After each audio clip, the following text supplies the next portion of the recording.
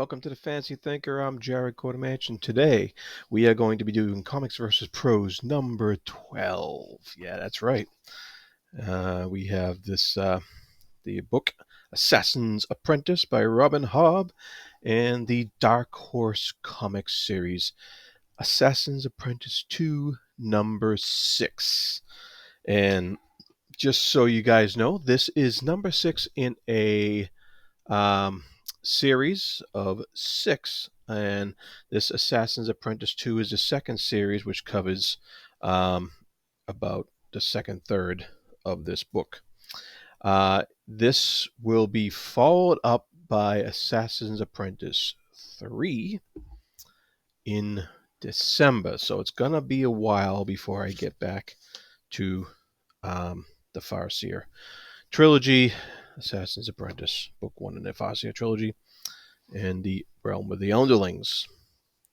I am ever, if not, a patient man. All right, so let's get into it here. This cover, done by cover art Anna Steinbauer.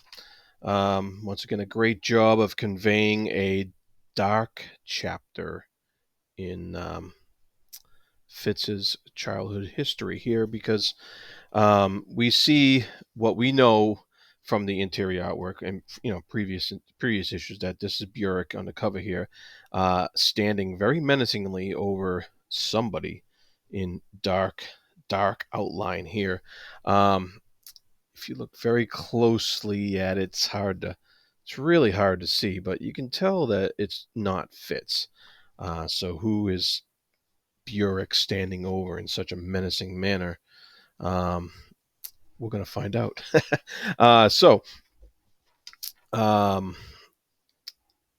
Right away, let's start off with page number 1.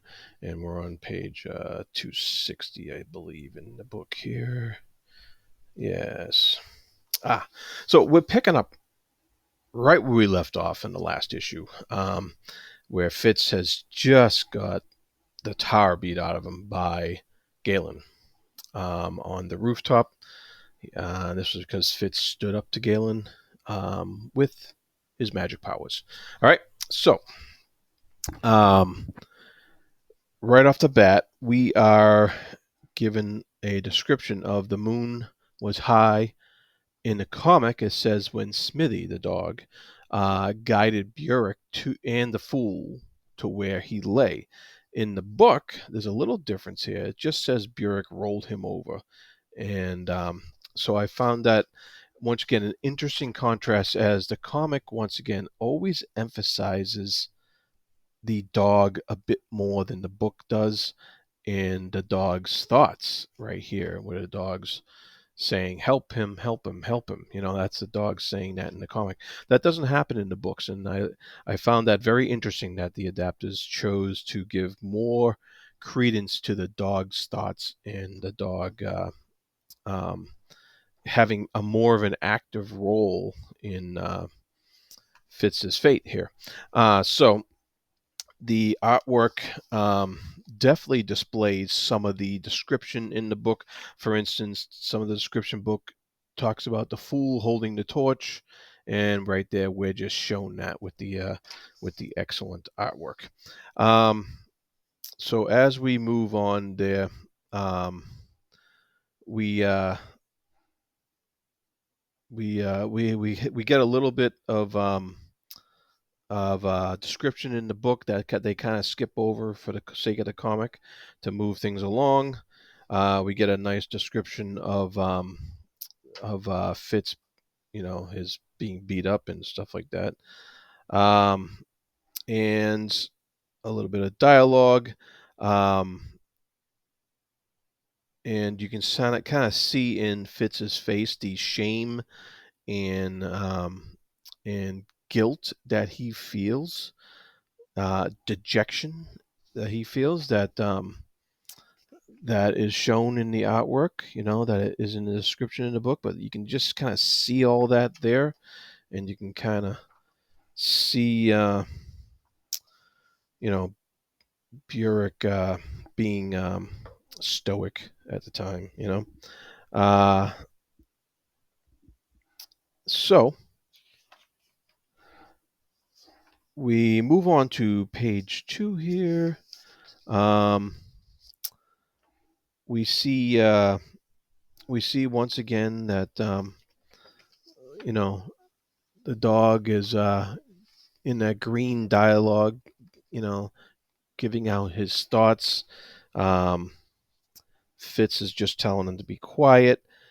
Um, and in the book, he describes how he's talking to the dog, and so you see that magic in that picture. And I like how when we got to the end of the page, which there's a lot more dialogue in the book than described here, but I think the dialogue in the book really nails the essence of what they're trying to say. And the last line in page 2 is the silence was long. And this was Burek thinking, and they have this little line here to indicate time going by. So I thought that was an interesting choice there, and just a black screen behind Burek's, you know, anger filled face there. So we move on to page 3. Um, the dialogue on page 3 is pretty much word for word out of the book, done very well, and we just move along right onto page 4. On page 4, there's actually a lot of narration on page 4.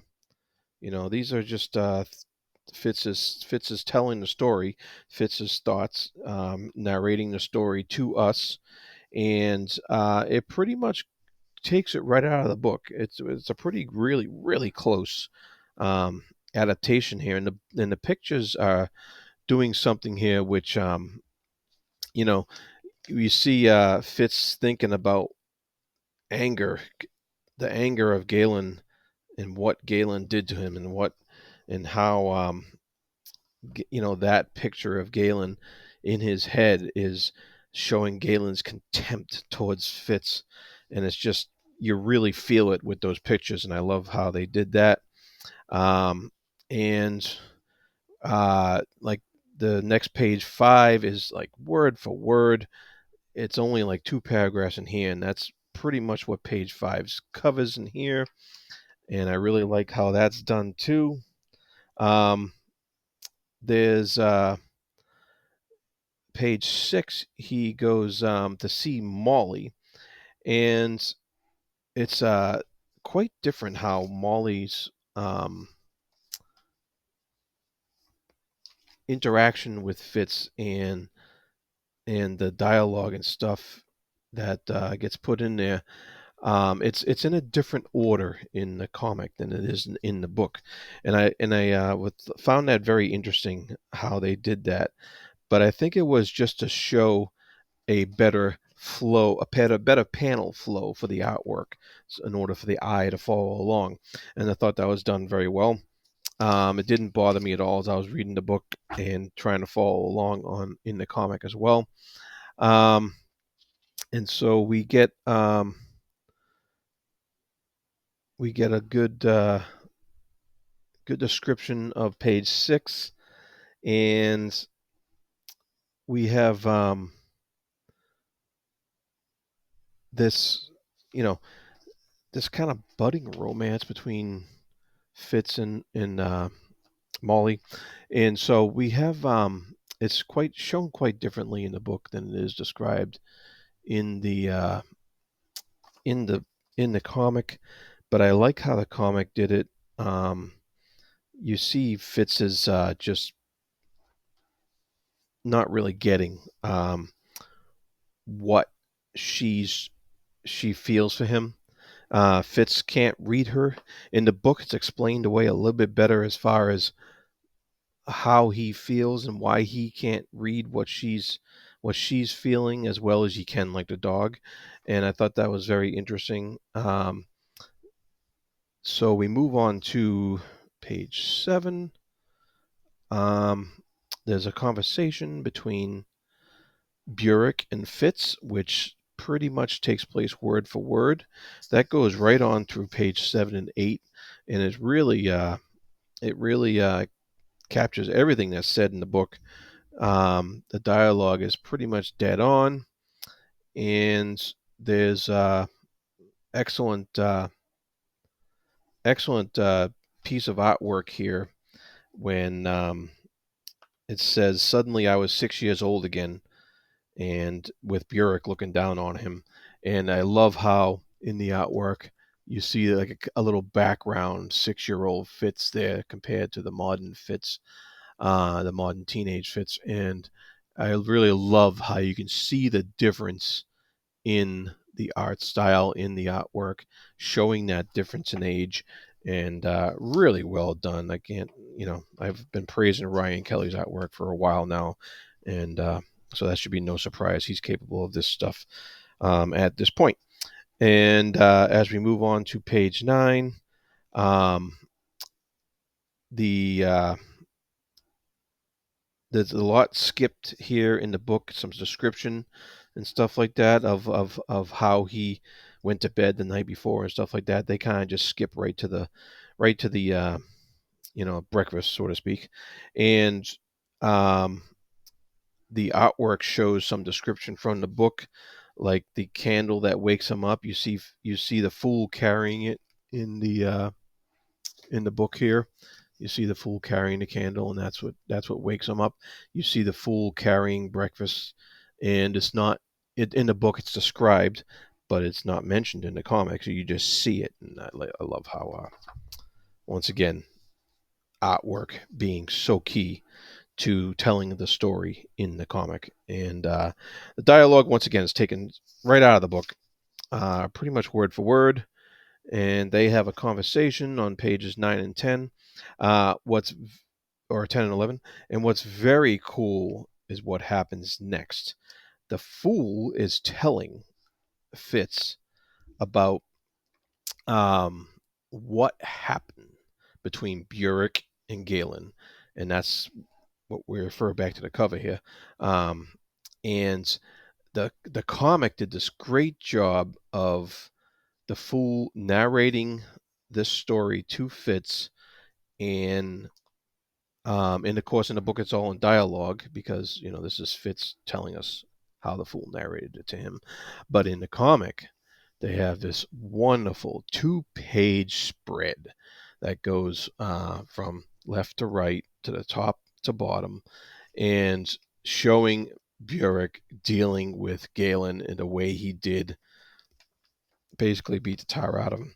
And but that, in the novel, you don't get the description of the beating and the description of all that description. That is all the artwork there. That is all the artwork giving us so much that really adds to the story in the novel. And I just love how they did that. And so it's just really, really well done. I'm very impressed with that 2-page spread. And once again, can't say enough about the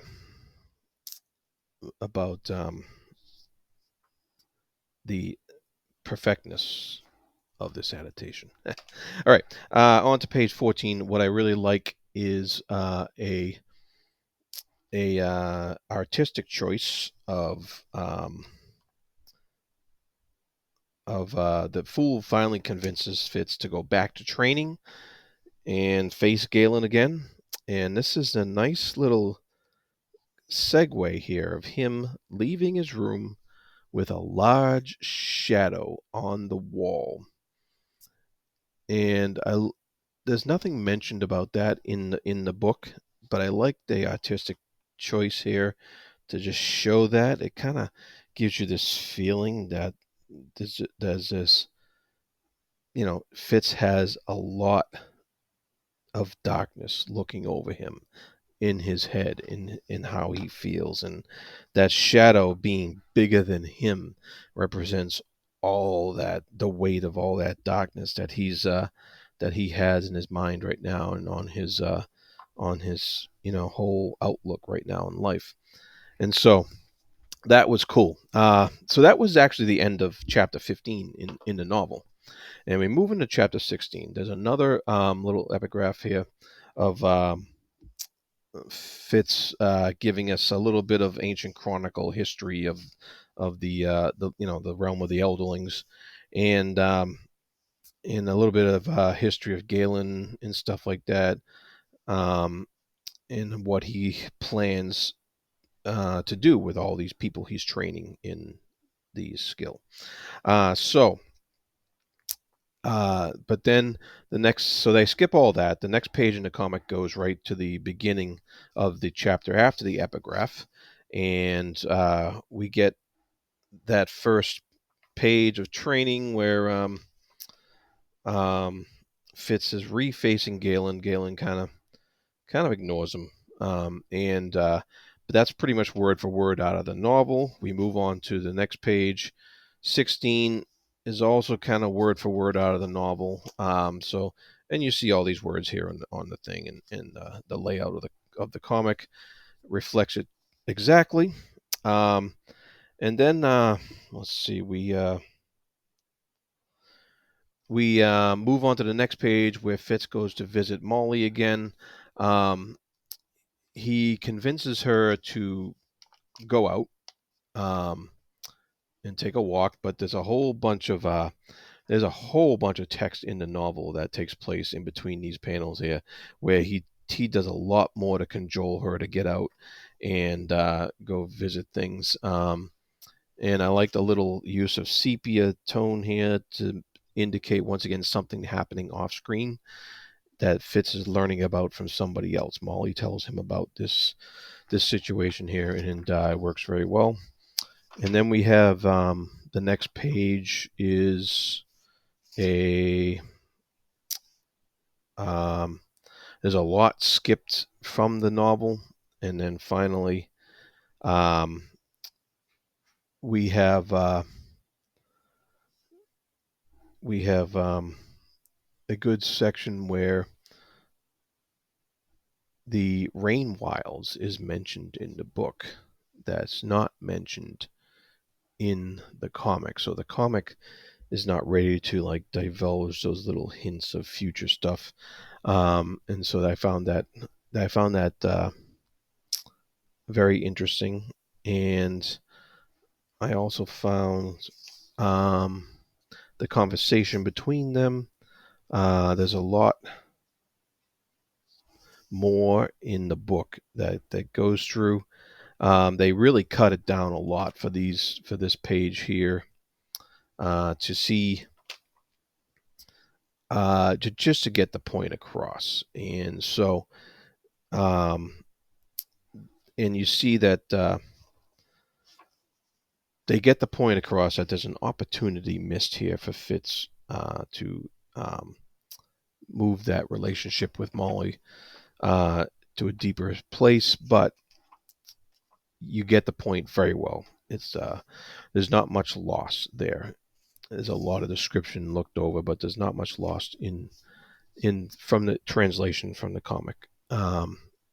There's a whole bunch of stuff skipped in this chapter that the comic does not get into, and I'm wondering as we're approaching the end of this comic if this stuff that's all skipped will be featured in the future series Assassin's Apprentice 3 coming out this December, because there's a lot of information here, a lot of information about Verity and the Prince, and a lot of information about his upcoming future, that the Prince's upcoming future.